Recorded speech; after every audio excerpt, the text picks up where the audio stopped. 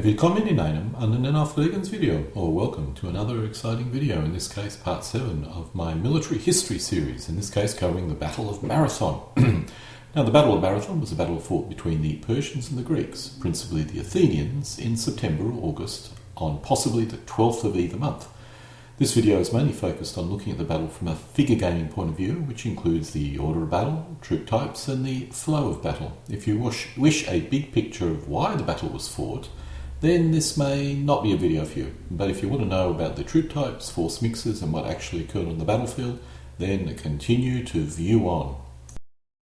For those familiar with my other military history series of videos which cover battles, there's not much information on the exact opposing forces and not really even much information on the battle. So I'll need to be reasonably vague about detail, which simply because I simply don't possess that level of detail. We can make some basic assumption, but basic is possibly being generous. As a result, I'm not going to come up with any personal theory. I'm just simply going to select the theory that I find most applicable on the web, or alternatively in books, and then just present that. In the first part, I'll be covering the order of battle and troop types of the Greek army. While confirming numbers is really impossible, it's reasonable to assume the Greeks consisted of about 9,000 Athenians and 1,000 Plataeans. If we use a couple of games to try and narrow down what the force mixes were, the book and board game called Lost Battles shows the Greek army consisting of only average hoplites, with really no other troop types present. If we look at another board game, in this case the SPI pre-stag game Spartan, has the Greek army consisting of only militia spearmen, with no other troop type being present. So using all this information, we can assume that the Greek army consisted of 10,000 men, of which all of them were pretty much hoplites. They would have been organised into 10 Athenian tribal regiments of 900 men each, and a Plataean regiment of about 1,000 men. Let's first drill down into actual troop types, and what I'm going to be doing is using the DBM army list to give me an idea of the troop types available to the Greeks in this period.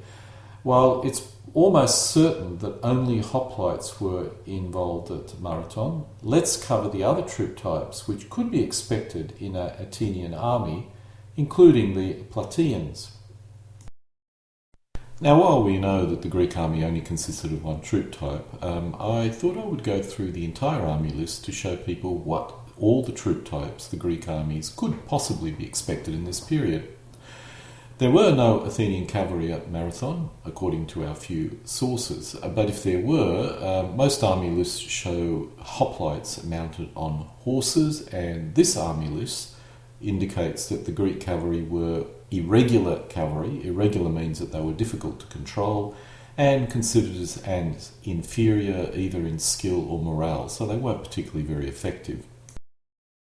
While I'm reasonably surprised no light troops were present at the battle, most sources and guesses indicate the Greeks only consisted of one troop type: militia infantry armed with spear and heavy shield and trained for melee combat, or what most people call hoplites. The DBM army list classes them as irregular spearmen and considers them as ordinary skill or morale. Other troops that were not present at this battle but the Greeks could be expected to field are Thracian medium infantry, which could be of reasonably high quality. These troops were only available after 541 BC, which certainly fits in with our 490 BC date, but as indicated, the troops were not at Marathon. They are considered as irregular auxiliar and can be either ordinary or superior in the DBM army list. Now that basically means irregular, difficult to control. Auxiliar means that they don't fight in close order, and they were reasonably skilled at what they did, or could be if you wish. Now, auxiliar, unlike skirmishes, could conduct hand-to-hand fighting, but they do have a focus on mobility, which is why that in many older rules they were considered something called order rather than close order or open order. A troop type that you would normally consider as standard within a Greek army of the period would be skirmishes, and in this case we're dealing with slingers and archers skirmishes. Now there's no evidence that these troop types existed at Marathon, but if they did, they would probably almost certainly be mercenaries, because the Greeks probably did not have archers or slingers in their general city population, but there would have been regions within Greece where there were extremely highly skilled ones that could have been employed. Now, the army list classes them as irregular, which means difficult to control, Silois, which is a Greek term for, I suppose, skirmishes, and considered them as ordinary skill and morale, which is another indication that these were probably mercenaries. Siloi are skirmishers who avoid hand-to-hand combat and use their missile troops to annoy the enemy and shield their own troops. While I'm aware the Greeks did not possess any skirmishers at Marathon, one thing that does surprise me is if they did have skirmishers and they had javelmen, the javelmen would actually be of inferior quality. Now clearly a javelman would have been recruited from the city, and they would have been poor quality troops, so possibly that's the reason. Anyway, if the Greeks did possess skirmishers of this class at Marathon, they would be classed as irregular Siloi and considered as an inferior. Now, Siloi, as I've indicated before, are skirmishers who avoid hand-to-hand combat and mainly annoy the enemy while screening their own army. Now it's time to cover the Persian army. According to Wiki, the probable strength of the Persian army was 25,000 and 1,000 cavalry.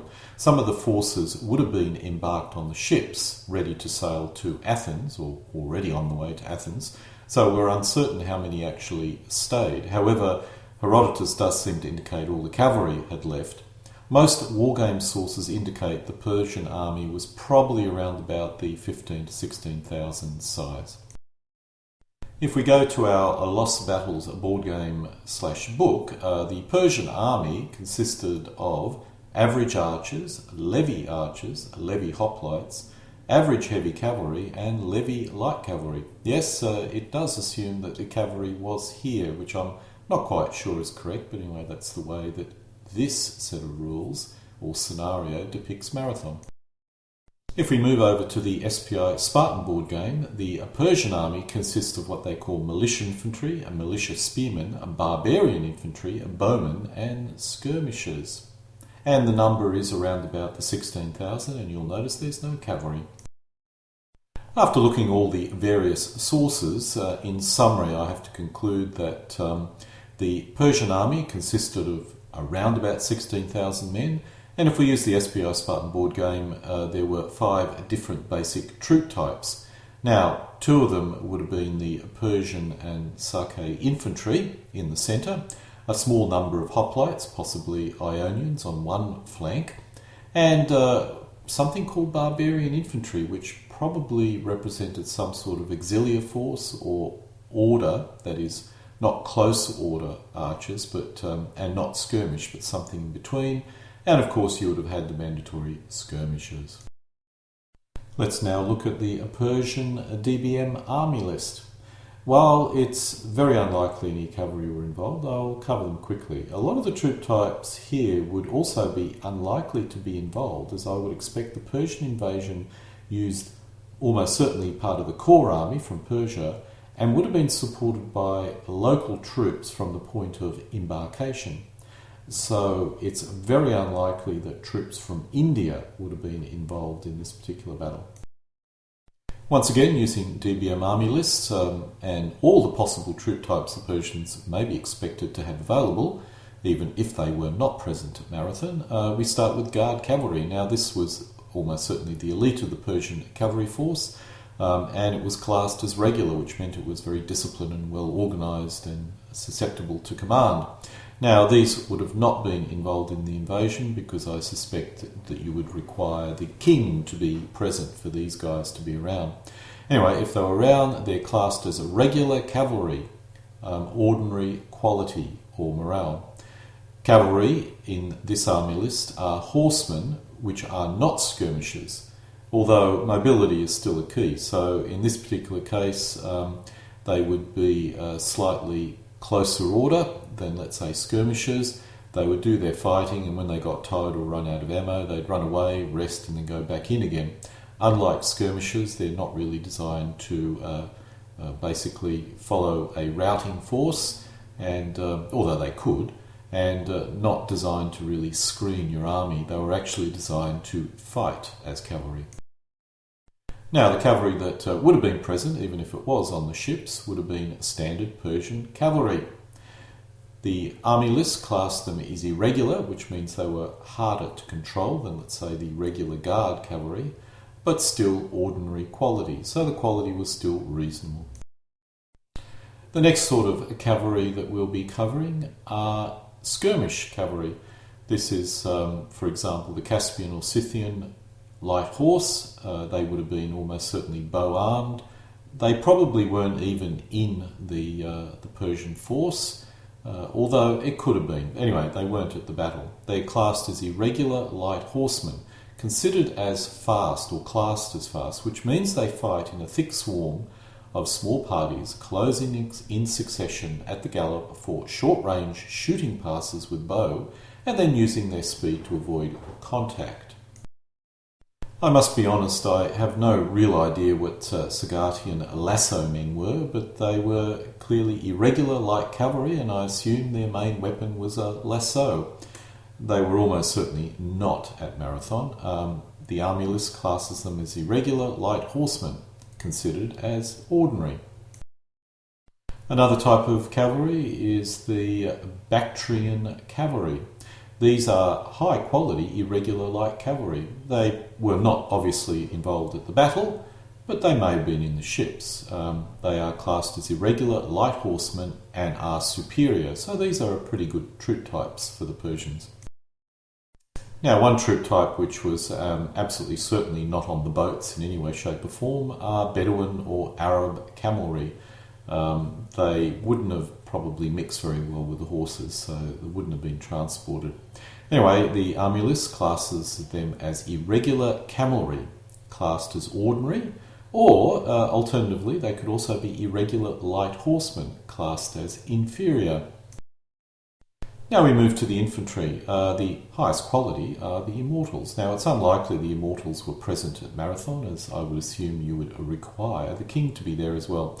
Anyway, if they were, the army lists show them as all bow-armed, but the front rank were also higher quality or possessed shields or expected to also fight in a melee environment. Anyway, the army list classes them as regular bowmen, with the front rank being classed as exceptional, which meant that they had a shield and they had some sort of melee weapon, and the rear as superior bowmen. So that meant that they were mainly designed to fire arrows over the rank to the front. Now, the one type of infantry that was definitely involved in the battle are these, the Spatabara foot, or other Spatabara foot. These troop types, similar to the immortals, and almost certainly comprised the centre of the Persian line, and were actually able to push back the Greek line that was facing it, which was only 4 ranks deep. So they weren't bad troops. Anyway, they were organised similar to the immortals. The front ranks had a big shield, some sort of melee weapon, and the rear ranks were bow arms, which I assume is the Sake troops described in the SPI Spartan board game. As with the immortals, the front rank were armed with the shields and designed to protect the rear quality bow-armed troops. They are classed as irregular bowmen, with the front rank exceptional, and we know what that means, and the rear ordinary bowmen. So not quite as good as the immortals, but still quite acceptable. Now we move to the medium infantry, or what DBM would call auxiliar. This shows what a Paphlagonian may have looked like, except he would have had high boots. The army list seems to imply this troop type may not have been present at Marathon, but this is certainly not conclusive, and this may actually represent the barbarian infantry mentioned in the SPI Spartan board game. Possibly they occupied one of the flanks. They are classed as irregular auxiliar, classed as ordinary quality, which means that while they do hand-to-hand fighting, they're also comparatively mobile. Now we move to skirmishes, and the Persians certainly did have skirmishes, in this case skirmish archers. It is very highly likely this troop type was present, and on possibly one flank or even on both flanks. shielding the possibly the Ionian Greek hoplites on one flank and the barbarian infantry on the other. They are classed as irregular auxiliar or skirmishes and classed as ordinary quality. Now we come to the bowmen. Now these are not skirmish bowmen, they are archer or bow-armed troops which are in slightly closer order and focused on massed bow fire. So while mobile, they would generally just sit there, fire away at their bow and try and use their firepower to win the battle. Now the army list implies this troop type was not present at Marathon. They are classed as irregular bowmen, classed as ordinary. Now we come to a rather odd troop type, Persian Levy Dreg. This is the only picture I could find. It's probably unlikely they were present at Marathon. I mean, the Marathon army was supposedly a reasonably high quality army. You would only bring out the Levy Dreg when you had no choice. Anyway, in the army list they're regarded as irregular, difficult to control, hordes, classed as ordinary quality hordes. Okay, the Persians, if anything, had lots of different skirmish troops, yet more skirmish troops. The army list implies this specific troop type was not at Marathon, or probably not at Marathon. It's classed as irregular auxiliar or skirmishes, in this case classed as superior, so these are pretty good skirmishes. Yet more skirmish troops, in this case a mix of archers and javelmen. This image is the only one of a millier I could find. The caption does indicate this troop type was sometimes armed with a bow, so perhaps this early image, and the image comes from a very old book, is wrong and the trooper should be holding a javelin instead of a long spear. It's possible this troop type was actually present. It's classed as irregular auxiliar or skirmishes. Half would be ordinary quality and half inferior. We now move to the other heavy infantry, hoplites. Now I have to assume a Lydian or Ionian hoplite is much the same as an Athenian hoplite. While almost every game I know included Ionian hoplites in the army list, there is no actual evidence they fought at Marathon. But on the other hand, I suspect they may have, because there's no evidence that lots of different troop types fought at Marathon, and it's so likely that they did. Anyway, they're classed, like the Athenians, as irregular spearmen, but unlike the Athenians, they are inferior because they don't really have that much enthusiasm to fight for the Persians. While it's very unlikely the Assyrians were involved in this battle, they are a rather interesting troop type. This was another type of heavy infantry the Persians had available. Now they were half regular spearmen and half regular skirmishers. In the army list, DBM army list, they are classed as half regular spearmen, classed as inferior, and half regular auxiliar or skirmishers, classed as ordinary. Yet more javelmen, in this case Libyan javelmen. It's very unlikely this troop type was present. I mean, why bother calling for troops that were so far away to attack the Greeks when you had so many equivalent troops much closer by? They are classed as irregular auxiliar or skirmishers and are inferior. We come to another type of light infantry. As with the Libyans, it's unlikely the Persians would have called Indian bowmen all the way over from India to launch this invasion, so it's unlikely they were here. They are classed as irregular auxiliar, classed as inferior. Interesting point about Indians, they did have a big whopping sword, as you can see here. It doesn't look like this army list sort of reflects that. And so we end off our army list with Thracians, medium infantry. While it's possible some may have been present, I suspect not, considering where the fleet left from. They are classed as irregular auxiliar, classed as ordinary quality. Let's now drill down into the battle. Now this is a classic example of a battle which has been analysed so much you have significantly more theories than actual evidence. This is one guess of the battle, almost certainly incorrect.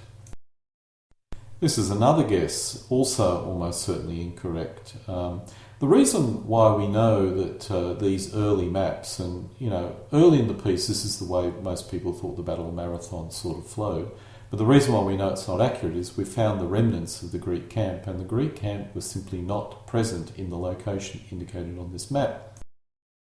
Here is another attempt, and in this particular case the attempt is probably a little bit more accurate because this is getting close to what we think the battle was actually fought, or how the battle was actually fought, but still probably not correct. Exactly how the two sides formed up is unknown, and there are many theories, but however this occurred, both armies formed up and prepared for battle. The distance between the two armies at the point of battle had narrowed to about 1,500 metres when the Greek commander ordered the two tribes forming the centre of the Greek formations to be arranged at the depth of 4 ranks, while the rest of the tribes at the flanks were in ranks of 8. Some modern commentators have suggested this was a deliberate ploy to encourage a double envelopment of the Persian centre. However, this suggests a level of training the Greeks are thought not to have possessed. There is little evidence for any such tactical thinking in Greek battles until at least 371 BC. It is therefore possible that this arrangement was made, perhaps at the last moment, so that the Athenian line was as long as the Persian line and would therefore not be outflanked. Now, the mechanism that the Athenians closed with the Persian, there's many disputes concerning it, and there's lots and lots of theories. The one thing that we do know that at some point in time the Athenians ran to engage with the Persians. Now, the most likely scenario is that the Greeks moved forward in some sort of loose order to be just outside of bow range, formed up, and then ran like hell towards the Persians to minimise the effect of missile power. This actually seemed to work and is probably the most likely scenario. Both lines were now engaged, and what occurred here was that the centre of the Persians managed to force back the centre of the Greeks. Now, the Greeks were arrayed in 4 ranks deep. There was only, I think, 2 tribes in the centre, and the Persians consisted of their elite troops, which happened to be the Persian troops, so possibly this is expected. The flanks, on the other hand, it was a different story. While the Athenian centre did fall back, the Athenians managed to defeat the Persian flanks, and they turned to the rear and enveloped and took the Persians from the rear, which basically ended the battle. Attacked from both the rear and confronting Greeks to the front, the Persian centre, which was their most elite formation, or their strongest formation, finally broke and ran, and that was the end of the battle. Now, Herodotus does indicate that they found 6,400 Persian bodies on the battlefield, and there may have been significantly more that perished in the swamps. The Athenians lost 192 men, and the Plataeans about 11. Among the dead were the war archon Callimachus and the general Sestosius. My apologies for pronunciation. So clearly the commanders were right in the thick of it. Now, I have absolutely no idea if that account was correct, or the deployments or the flow of battle, but it seems quite reasonable. Another view of it is looking at the Lost Battles deployment. Lost Battles is a board game which you can also play in figure game. Now, you can see here in the Lost Battle deployment, it assumes the Persian cavalry was present, or at least some of it. In Lost Battles, the Persian centre is held by average troops, which gives it the advantage in the centre. The flanks possess mainly Levy troops. In Lost Battles, the Persian side consists of almost 20,000 men, while the Athenian consists of about 10,000 men. I have no idea if this is correct or not, but the game gives you a historical result. Personally, I would probably remove the Persian cavalry and reduce the number of Levy units to bring the Persian number closer to 15,000. But if you do that, you get pretty much the same result, so this tinkering is a moot point. We basically don't really know, and this is as good a theory as any theory. If we go to the SPI board game called Spartan, the Persians, deployed in the location Q, have the sea to their backs, which I'm pretty certain is not correct. So I assume this game was initially published back in the 70s and was probably based on the early theories of Marathon. Now, the force mix here, on the other hand, has the Athenians with 11,000 men against 16,000 Persians, which I think is probably reasonably accurate. Now, if you use historical deployment and play the game, the result is also reasonably historical. So once again, I don't know which version is correct, but both games seem to give you a historical result. Now, in terms of replaying or refighting this battle, I have played this game using Lost Battles, using figures, 15mm figures. and plan on creating a figure game version of the SPI Spartan board game, which I will use to refight the battle as well, although I have Solitaire replayed the board game a few times. While a significant battle, I'm actually uncertain how interesting this battle is to refight. And so we come an end to the video. This completes part 7 of my military history videos, in this case covering a rather significant battle, the Battle of Marathon. Even if this battle is not a particularly interesting battle, I would suggest this may be an easy battle to create a scenario for. I may even try doing something with DBMM or DBM to see how it plays, and I think it would be a good way to actually playtest a game system. Denken Sie daran, immer für Heil, Heimatland zu kämpfen.